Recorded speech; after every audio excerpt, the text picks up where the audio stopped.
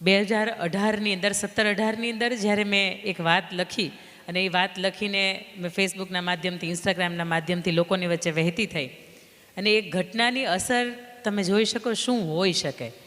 એક દંપતી, છોટાઉદેપુરની આ ઘટના, અને એ દંપતીની વચ્ચે બન્યું એવું કે બેનબા આણું ગયા હતા અને આણુંથી પરીને પાછા ફર્યા એટલે દીકરો 1.25 વર્ષનો સાથે પોણા એક વર્ષનો તો 1.25 વર્ષનો થયો. ત્યાં સુધીમાં બન્યું એવું કે ઘણી વખત કોઈ વાતની અંદર મગજમારી થઈ જાય. સાસુબાઈ એવું કે હવે તો એ દીકરામાં રહે છે, હવે તો ઘરનું બીજું કાંઈ કામ થતું નથી, એટલે બિચારો પુરુષ છે ને એ વચ્ચે પીડાય, એ પીસાય. એટલે પુરુષે એવું કીધું કે થોડીક વાર દીકરાને ઘડીક બાજુમાં મૂકી દે પણ ઘરનું કામ કરાય એમ. એટલે દીકરાની વહુએ એવું કીધું કે હું નહોતી ત્યારે ઘર ચાલતું જ હતું ને, કામ થતું જ હતું ને, અત્યારે પહેલી પ્રાયોરિટી દીકરાને રડે છે તો મારે એને પહેલાં જમાડવો ને એ પહેલી પ્રાયોરિટી, પણ છતાંય તમને એવું લાગતું હોય કે કામ કરવું છે તો કામ કરીએ, આવું રોજ મગજમારી થાય. એટલે એક વખત દીકરાની વહુએ એવું કીધું કે મારું તો અહીંયા રહેવું ન રહેવું કાંઈ ફેર નથી પડતો, રોજ આવી જ મગજમારી છે. તો એટલે દીકરાએ એવું કીધું કે તો જતી રહે ને તાર પિયર. આ જ વાત, આટલી જેવી વાત, અને એની અંદર એ દીકરાની વહુ છે એના પિયર જતી રહી, છૂટું ન થયું, અબોલા થઈ ગયા, બે પરિવારની વચ્ચે સંબંધ તૂટી ગયા અને વર્ષો સુધી, એટલે એ દીકરો 1.5 વર્ષનો હતો ત્યારથી લઈને એ દીકરો 10.5 વર્ષનો થઈ ગયો ત્યાં સુધી ન એકબીજાને મળ્યા છે, ન એકબીજાની સાથે વાત થઈ છે, ન એકબીજાએ કોઈ આ સંબંધ સુધારવા માટેનો પ્રયત્ન કર્યો છે, કશું જ નથી થયું. અને ત્યારે બને એવું કે મેં એક વાર્તા લખી હતી ને, વાર્તાનું નામ હતું બંધન. કે આખી જિંદગી એક પુરુષે પોતાની પત્નીને એવું કહ્યું હોય કે હું પહેરું એમ જ, હું કહું એ પ્રમાણે જ પહેરવાનું છે, હું કહું એ પ્રમાણે જ ચાલવાનું છે, હું કહું એ પ્રમાણે જ સંબંધ નિભાવવાનો છે, હું કહું એમ જ કરવાનું છે, હું એમ કહું કે મને આ શાક નથી ભાવતું ઘરમાં બનવું ન જોઈએ. એટલે આખાય પુરુષે આખી જિંદગી કાઢી હોય અને પછી એ સ્ત્રી છે એ કોઈ પણ રીતે મૃત્યુની અવસ્થામાં છેલ્લે એ ખાટલે પડે અને પુરુષને અંદરથી સમજાય કે હવે આ ઝાઝા સમયની મહેમાન નથી, અને ત્યારે એને અંદરથી એમ થાય કે આખી જિંદગી આવી રીતે હાય હોય ને હૈયાપીઠમાં કાઢી નાખી, એના કરતાં બેટર હતું કે જે જીવન ભગવાને આપ્યું હતું એને માણ્યું હોત તો મજા હતી. આવી જ કંઈક વાતનો એ જે ઘટનાનો સાર હતો ને એ કંઈક આવો હતો. એ વાર્તા વોટ્સઅપના માધ્યમથી ફરતી એ ભાઈ સુધી પહોંચી અને એ ભાઈ આખી વાર્તા વાંચી એને અંદર સમજાણું કે ભૂલ મારી જ હતી, પણ સામેવાળાને હવે સમજાવવા કેમ, વાત જ નથી થઈ. એ નથી ખબર કે વોટ્સઅપ નંબર એનો છે કે નહીં, પણ છતાં એણે પ્રયત્ન કર્યો. એ નાનકડી વાત હતી, એની પાસેથી કોઈ ફોરવર્ડ કરેલી અને ફરીથી એણે એનામાંથી ફોરવર્ડ કરી અને એ જે તે એના પત્ની હતા, એના અર્ધાંગના હતા, એમને એ વાત મોકલી આપી. એ વોટ્સઅપની અંદર એ વાત વાંચે છે, સવારે 10:30-11 વાગ્યાનો સમય હશો, અને એ વાત વાંચ્યા પછી એના પત્નીનો એના પતિ ઉપર ફોન જાય છે ને એવું કહે છે કે તમારી ને મારી જીદ આજે હારી ગઈ, તમારે મારે કદાચ એકબીજાની જરૂર નહીં હોય, પણ આ વાત વાંચ્યા પછી મને એવું લાગે છે કે આપણા દીકરાને તો એના બાપની જરૂર છે ને. આ કદાચ મૂવીનો સીન તમને લાગતો હશે અને એ દીકરાની વહુ એવું કહે છે કે અહીંયાથી અડધે સુધી હું આવું છું, અડધે સુધી તમે આવો છો, એમાં તમારોય વટ સચવાઈ જાય ને મારોય વટ સચવાઈ જાય, આવો અડધે રસ્તેથી ફરીથી ભેગા થવું છે, આપણા દીકરાને જીવન આપવું છે. અને એ દંપતી જ્યારે મેસેન્જરના માધ્યમથી મને કોલ કરે અને શરૂઆતમાં વિડીયો કોલ આવે એટલે ન ઉપાડું, પછી ફરીથી 1-2 રિક્વેસ્ટ આવે કે બેન વાત કરો, મારે કંઈક કામ છે અને મારા પત્નીને તમારી સાથે વાત કરવી છે. અને ત્યારે આ વાત સાંભળી એટલે એવું લાગે કે દીકરીને 1 કે 2 દિવસ મૂકીને ક્યાંય જઈએ છીએ ને તો એ વસૂલ છે. એના પછીની મારે બીજી તમને વાત કરવી છે કે સંપ એક નામની ખોડલધામ સામાયિકની અંદર મારી દર મહિને એક વાર્તા આવતી હોય, સત્ય વાર્તા આવતી, સત્યના સરનામે આવી કોલમ છે. જો આપ ખોડલધામ સામાયિક વાંચતા હોય તો એની અંદર આવતી હશે કે આપના ધ્યાને હશે. એની અંદર એક વાર્તા હતી સંપ, સંયુક્ત પરિવાર એટલે સંપ, આવું મેં ટૂંકું નામ આપ્યું હતું. એની અંદર પણ એવું હતું, એ ભાઈ ફેસબુક કે ઇન્સ્ટાગ્રામ કે વોટ્સઅપ કે એવું કશું ન વાપરે, રોજ એના ઘરે પેપર કે સામાયિક જે આવતું હોય એ વાંચે, એ સાંભળે ને એમાંથી એને યોગ્ય લાગે એનો સંગ્રહ કરે. એમની એક સરસ મજાની લાઇબ્રેરી, રાજુભાઈ પરમાર, જુનાગઢથી. આ સામાયિક આગલા દિવસે એમના ઘરે આવે, એ દિવસે રાત્રે 2 ભાઈઓ એમને જુદા થવાનું હોય, એમના મમ્મી પપ્પાની હાજરી ન હોય, અને બીજા દિવસે એ જ્યારે જુદું થવાનું હોય એટલે આગલે દિવસે એમના પત્ની થોડાક આખા, એટલે એણે એવું કહ્યું કે હું કહું ને એમ થશે, મોટાના ભાગમાં બધું મોટું આવશે, આપણું ઘર મોટું તો એ આપણે આવશે, આપણે ભેગું કર્યું છે, આપણી વાડી 2 છે તેમાં મોટી વાડી તો કે એ બધી આપણે આવશે, 2 ગાડી છે તેમાં ગાડીમાંથી જે મોટી ને વેલ્યુએબલ કિંમતી ગાડી તો કે મારી આવશે, ઘરની અંદર 2 ટીવી છે તેમાંથી મોટું ટીવી તો કે મારે ભાગમાં આવશે, તમારે ખાલી હાજ પાડવાની છે. અને બીજા દિવસે ભાઈને એમ કહી દેવાનું કે લે આ તારા ભાગમાં આવ્યું. કારણ કે એ નાનો છે, એની કરતાં તમે 5-10 વર્ષ મોટા છો, તો તમે કમાયા છો, એમાંથી આ બધું મોટું ભેગું થયું છે ને. મોટા ભાઈ કંઈ વાંધો નહીં, તું કે એમ માથું ધૂણાયું. એને પણ અંદરથી એવું હતું કે મેં થોડીક કમાણી કરીને ભેગું કર્યું છે, તો નાનો તો આમે ક્યાં બોલવાનો છે કાંઈ, હું બીજે દિવસે જે કહીશ એ લઈ લેવાનો છે. પણ બીજે દિવસે સવારે આખી રાત ઊંઘ ન આવે, બીજે દિવસે સવારે 5 વાગે ઉઠે, સામાયિક ટેબલ ઉપર પડ્યું હોય એમાંથી ફેરવે, સંયુક્ત પરિવાર સંપ એ વાર્તા ખોલે, અને એ વાર્તાની અંદર પણ કંઈક આવી વાત હતી. અને ત્યારે એ નક્કી કરે છે કે હવે બધા ઉઠે ને એટલે મારે કહેવું છે કે નહીં, આ ખોટી વાત હતી. નાનાના ભાગમાં નાનું ને મોટાના ભાગમાં મોટું આવું ન હોય. હું બાપ ઠેકાણે છું, મોટો છું, અને મારા ને નાનાની વચ્ચે કોઈ ભાઈઓ ભાગલા નથી પડાવવા આવતું, એટલે મારી જવાબદારી બને કે બેયને મન દુઃખ ન થાય ને એવી મારે વસ્તુઓ જે છે, જે સંપત્તિ છે એની વહેંચણી કરવી પડે. મને આવું વિચારે છે. સવારે 8 વાગે બેઠક થાય છે, બેઠકની અંદર બધું જ જે મોટું પોતાના ભાગની અંદર રાખી દીધું હોય બધું નાના ભાઈને આપી દે.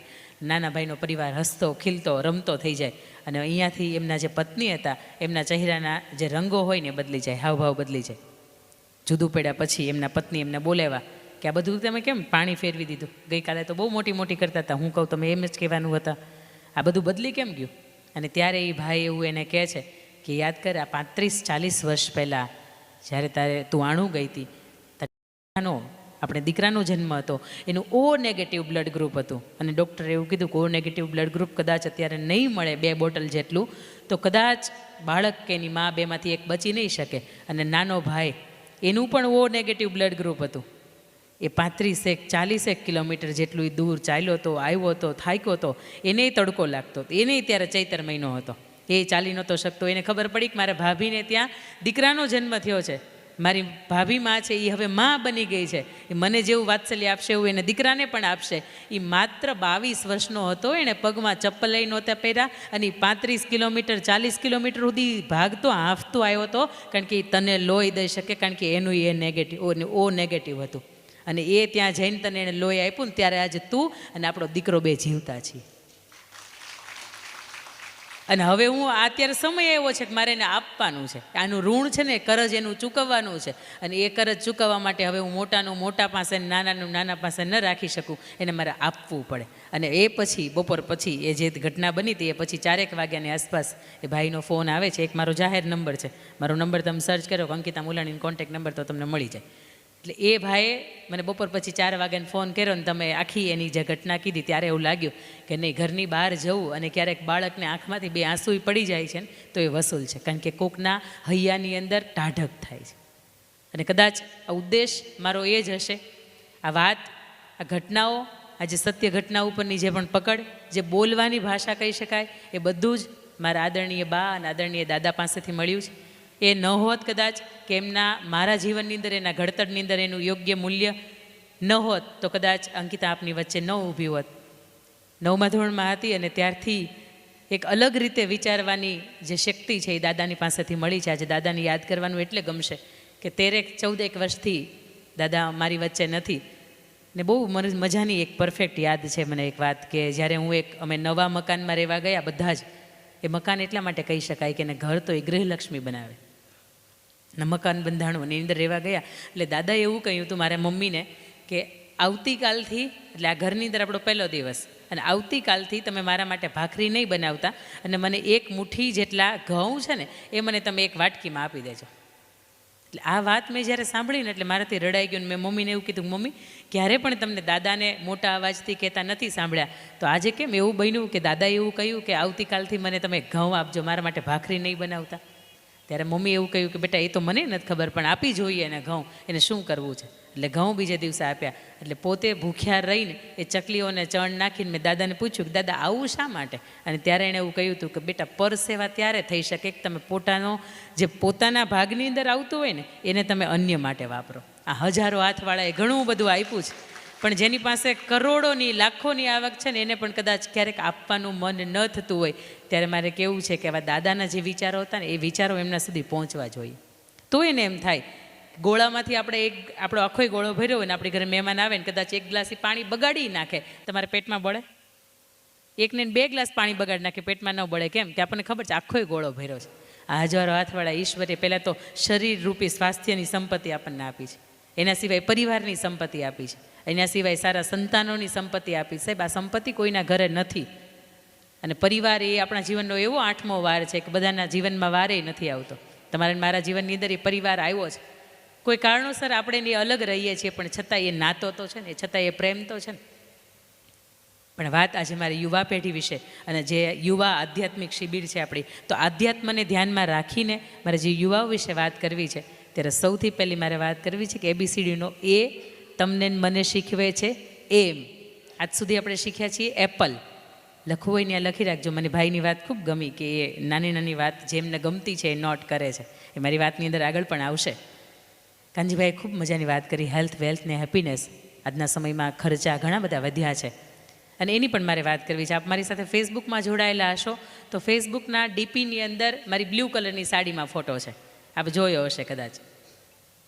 ઘણા લોકોને એવું થતું હશે કે બેનને ઘણા બધા કાર્યક્રમો હોય એટલે ઘણી જગ્યાએ બહાર જવાનું થતું હોય, પણ તમે જોયું હશે હું લગભગ હાથમાં કે ગળામાં એટલા માટે કાંઈ વધારાનું નથી પહેરતી કે 5 વખતના ફોટામાં એકને એક વસ્તુ જોશે ને એટલે 6ઠી વખત કોકને કમેન્ટ કરવાનું મન થાય કે બેન તમારા ગળાની વસ્તુ તો હવે બદલાવો. પણ ગળામાં કંઈ હોય જ નહીં. એક મંગળસૂત્ર, ભગવાનની કંઠી કે એક નાનકડા ચેન સિવાય આજની ફેશનમાં તમે હાલો તો તમારી પાસે ઝીણું થઈ જાય ને બધું. ફેશન પ્રમાણે હાલીએ જ નહીં, શું કામ એને જૂનું થાય. એ સાડી તમે જોઈ હશે તો જેતપુરથી હું ભાઈને ત્યાં ગઈ હતી અને જેતપુરમાં 130 રૂપિયાની સાડી છે. મને બહુ હર્ષસભર ભેટમાં આપીને કહ્યું કે બેન તમે એક વખત પહેરજો ને તો મને ગમશે. એટલે મેં ત્યારે એવું કહ્યું હતું કે તમારો આનંદ છે ને, તમારી આમ જે દેવાની ભાવના છે ને, એને મારા માટે સદાય કાયમી શિરે રહેશે. અને શક્ય હશે ને ત્યાં જ્યાં સુધી નહીં બદલાય ને ત્યાં સુધી આ ડીપી છે ને એની અંદર તમારી જ સાડી રહેશે. એટલે 130 રૂપિયા પહેરવામાંય જરીકે તકલીફ નથી અને 13,000 વાળું પહેરવામાંય જરીકે તકલીફ નથી. પણ તકલીફ ત્યાં થાય છે કે 13,000 વાળીને, 10,000 વાળીને, 15,000 વાળી સતત પહેરીએ ને એટલે કોઈક 100 રૂપિયા વાળું આપ્યું હોય ને તો આપણને નાનું લાગે. બહેનોને ખબર હશે કે લગભગ કોઈ પણ ના લગ્ન હોય તો એની અંદર કોઈકને 500નું કવર આવે ને તમારે 100 કે 200નું કવર આવે ને તો તરત એમ થાય કે લે એને 500નું આપ્યું, મને 150નું જ આપ્યું. એટલે ભાઈ આપ્યું એ મહત્ત્વનું છે. જેનાથી જે શક્તિ હતી એ પ્રમાણે તમને આપ્યું છે. કોકે આપ્યું છે ને એ બહુ મહત્ત્વની વાત છે. ક્યારેક સાસુબા આપે તો એ હર્ષભેર સ્વીકારી લેવાની, ભલે ન ગમતું હોય. આપણે ક્યાં જોવું છે આપણું ને આપણું પહેરેલું, આપણે ક્યાં જોવું છે. ઘણી વખત મા બાપને એમ થાય, માએ બિચારા એની રીતે એની ચોઈસ પ્રમાણે લીધું હોય અને વહુ માટે હરિદ્વાર ગયા હોય તો એક સરસ મજાનું પર્સ લેવે ને આપણને એમ થાય કે મારા બા જ્યાં જાય ને 100 રૂપિયા વાળું જ લાવે. એટલે લાવે એ મહત્ત્વનું છે, કેટલાને બા લાવતાય નથી. ઘણી વખત આપણે આપણા સંતાનો માટે લઈ આવીએ તો આપણા સંતાનો એમ કે તું આવું જ લઈ આવી છો, પણ ત્યારે મારા સંતાનો બેઠા છે એને મારે કેવું છે, હર્ષભેર સ્વીકારી લેવાનું. ઘણાને તો મા બાપે નથી, આપણા તો છે એટલે લાવે છે. અને આપણે એટલા બધા ભણતા ગણતા થઈ ગયા, આપણે એટલા બધા વિચારશીલ થઈ ગયા કે આપણે આપણા જ મા બાપને આપણે અભણ કહેતા શીખી ગયા. હજી બાપાને સામે બોલાતું જ નથી કાંઈ, કારણ કે ત્યાં તો દંડાવાળી થાય, ત્યાં તો ઝાપટવાળી થાય, ત્યાં તો સોટી વાગે સમસમને વિદ્યા આવે રમઝમ આવું થાય. પણ આપણી માને એવું કહીએ છીએ કે તને કંઈ ખબર નથી પડતી, તું બોલમાં. એને કંઈક ખબર પડતી હતી તઈ તો આપણને જન્મ આપ્યો. એને કંઈ ખબર જ ન પડતી હોત તો એને ગાયનોલોજીસ્ટ ડૉક્ટર પાસે ન જતી. એને કંઈક ખબર પડતી હોત તો એ તો તમને થોડી જન્મ આપત. એને તો એનું જીવન જીવવું હોત, એને લગ્ન પછી 2-5 વર્ષનો આનંદ લેવો હોત, એને પણ કંઈક કરિયર બનાવવું હોત, એને પણ ઊંચી હીલના સેન્ડલ પહેરીને પર્સ બર્સ ખંભે નાખીને એને પણ ક્યાંક જવું હોત. છતાંય એણે તમને જન્મ આપ્યો છે તો ઉપકાર છે કે આ દુનિયા તમે જોઈ શક્યા છો, દુનિયાદારી શીખી શક્યા છો. એનું મુખ્ય કારણ એ છે કે માએ મને કૂખ આપી છે. અને એ માને આપણે એવું કહીએ કે તું અભણ છો, મૂર્ખાઈ તો આપણામાં છે. એનાથી આપણે ન કહેવાય કે તું અભણ છો.